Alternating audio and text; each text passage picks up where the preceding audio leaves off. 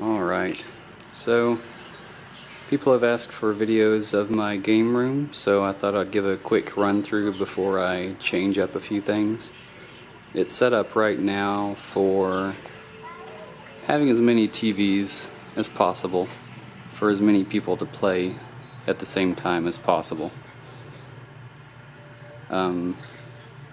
Most consoles I can send to most monitors. There are some limitations. Only a few things. Output HDMI quality stuff, so they all go to the GDM through a first through the Extron switch on top, and then also through an HDMI switch that has a 4x2 input output. So eventually I'll be able to set it up with a larger modern TV and have those consoles also go to a modern TV as well. But for right now the GDM is the only thing on. Screen probably looks a bit washed out at the moment. That's because I haven't had it on for long and the Xbox is doing an update. One thing I recently did that irritated me, if you can see it on there, some of the anti-glare is starting to wear off, so I'll have to take apart the monitor eventually and pull that off.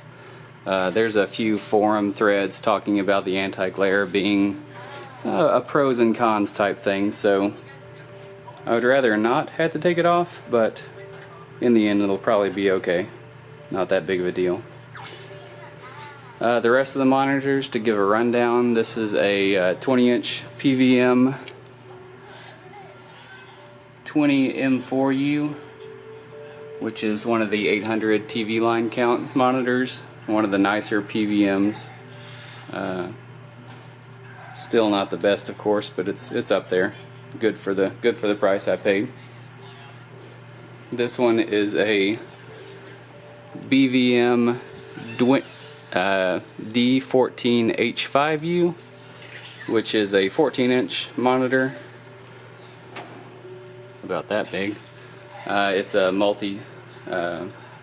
multi-sync also, so it's able to do all the way down from 15 Hz at 240p all the way up to 1080i stuff, so it's nice to have that ability for quite a few things.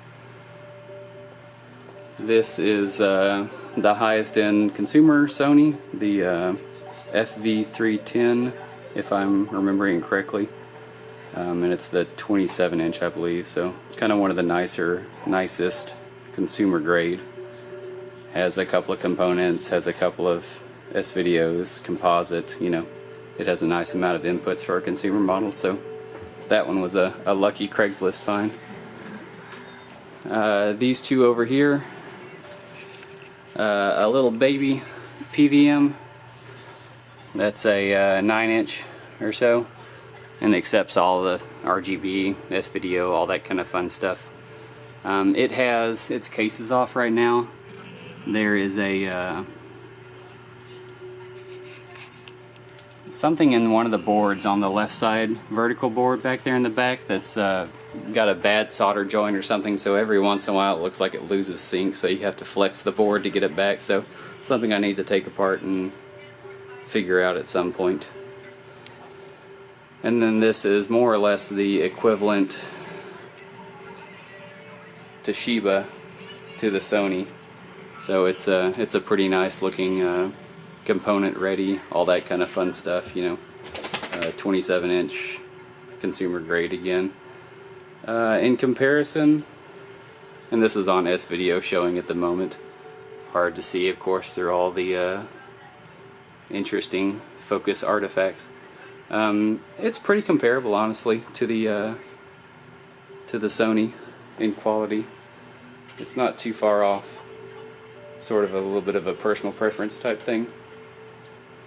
How I've got them all hooked up. So all the consoles down here.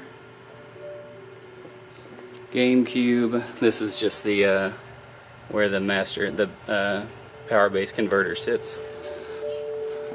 N64, Wii, Sega CD, and Genesis put together.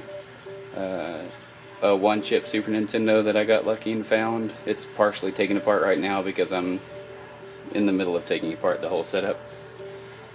Regular composite toaster NES. That one is my original from, quite a few of these actually are my originals from childhood, so I haven't modified this one. Probably eventually I'll take apart another NES and modify it for RGB.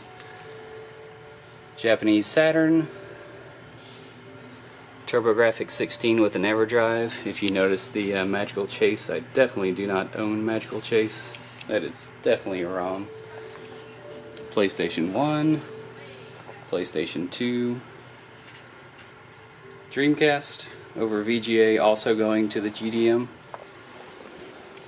Xbox 360 over HDMI, going to the GDM, and PS3 over HDMI again.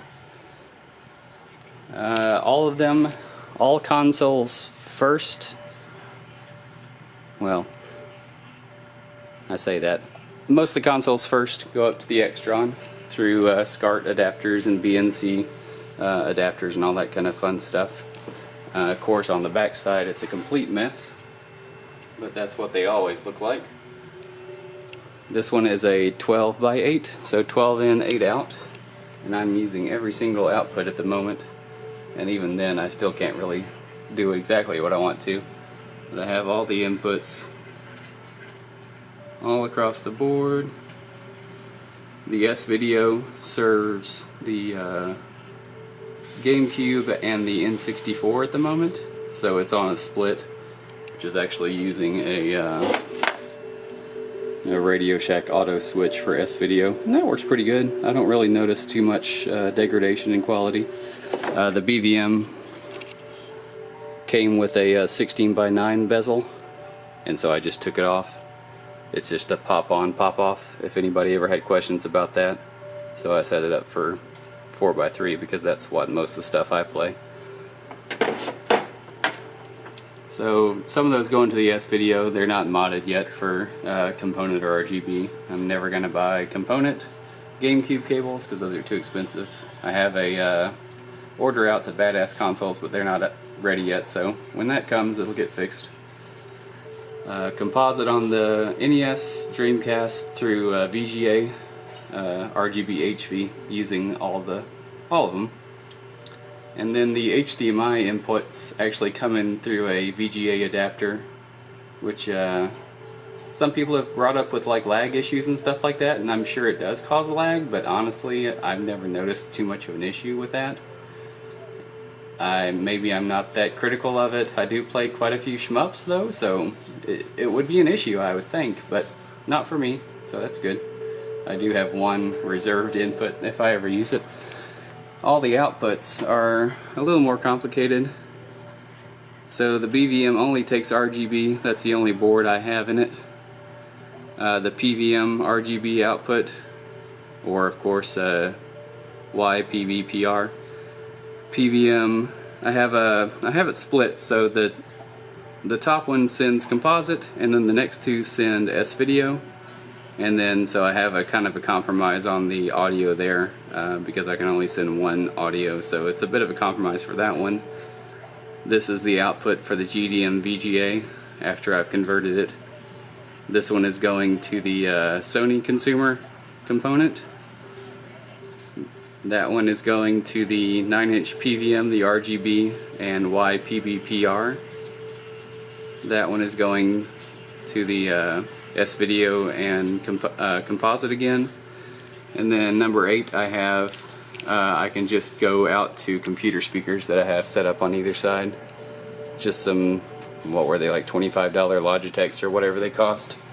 And I can output any audio output through those if I want to, you know, get a better quality sound.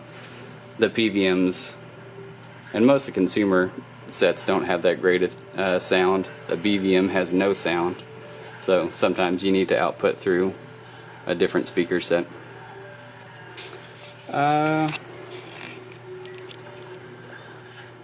That is about it for the setup of the interesting stuff. The other kind of neat thing I did was this PVM sort of acts as a hub over here. I send the RGB component, composite, and S-Video into it first, and then split off of it. It has the outputs like some of them do. This one actually doesn't output RGB component, which is unfortunate.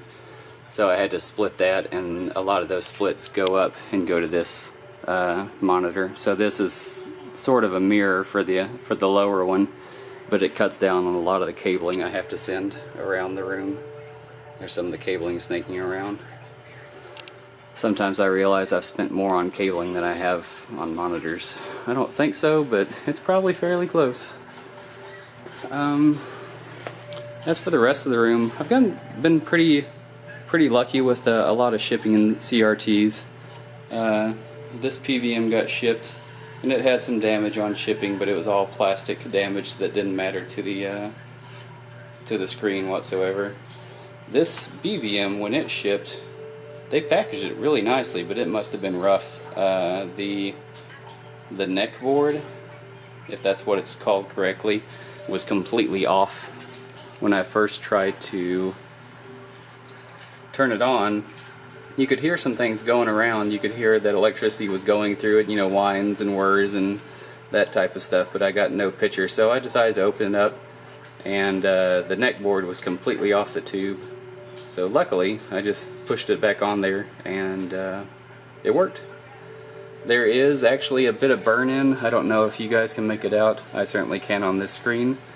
And it's a little unfortunate that there's burn-in there, but interestingly, the burn-in says something about the United States Senate being in recess or something like that, so it's kind of neat. It came from some kind of official, you know, government thing, so it's a little bit neat.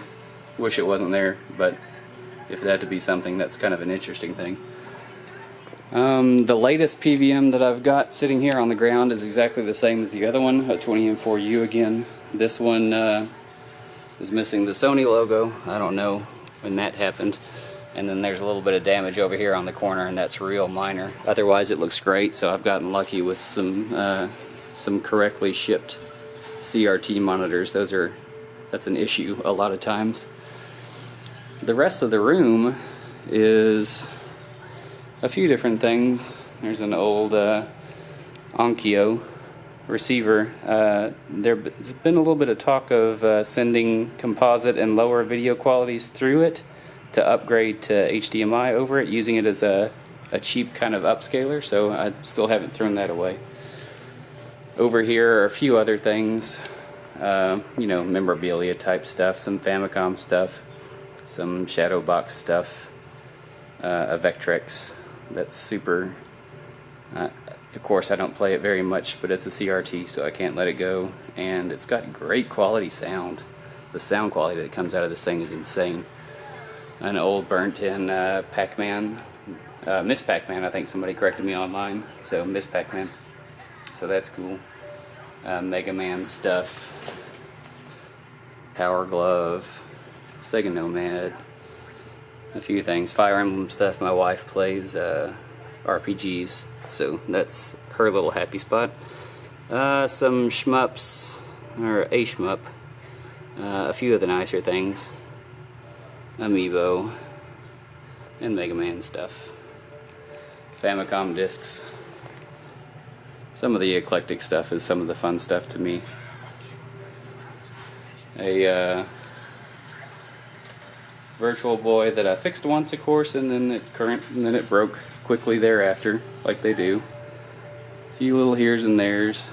A friend of mine gave me a new inbox sealed Tamagotchi, which is hilarious. A few other things. Still looking for a red Famicom robot. Those are harder to find than the grays. Of course, you can always buy them, but they're a lot of money. Game Boys that are fun. A few boxed here and there things. We got into the Amiibo thing, so that's the Smash lineup. They still haven't finished it, so we're still waiting on them to finish it. They will one day. The games collection. My games are certainly more lacking than my hardware is, monitors and consoles, but I have some adequate stuff in there. I'm starting now to focus more on shoot 'em ups and that kind of stuff, so I'll probably end up selling some of it and, you know, swapping out here's and there's. Some of the nicer things, some of the better games. I also do repair work for a local shop, so a lot of it is honestly I have kind of some really terrible, like, you know, Myst or something like that, or some token games on certain consoles so I can test the consoles correctly. Japanese, you know, Mega Drive games and that kind of stuff. Famicom disc, I like the aesthetic of that thing, it's crazy. And the disc cleaner, which is one of those crazy accessories that only came out over there, of course. But some fun stuff. Some more games. Some more amiibo. Atari Jaguar that I do not have hooked up. I have one game for it, and that's more of a testing thing. I keep on thinking of selling that. And then a 3DO that, again, testing stuff that I don't have hooked up because, you know, neither one of those systems are blessed with very good games. Voltron because my mom sold mine in a garage sale, so I had to replace that, of course. A few other things, here's and there's. Some's mine, some's my wife's. Old Armatron, that's my brother's from way back in the day. And more amiibo stuff. So that's pretty much the setup in full swing. It does pretty good, as I almost trip over something.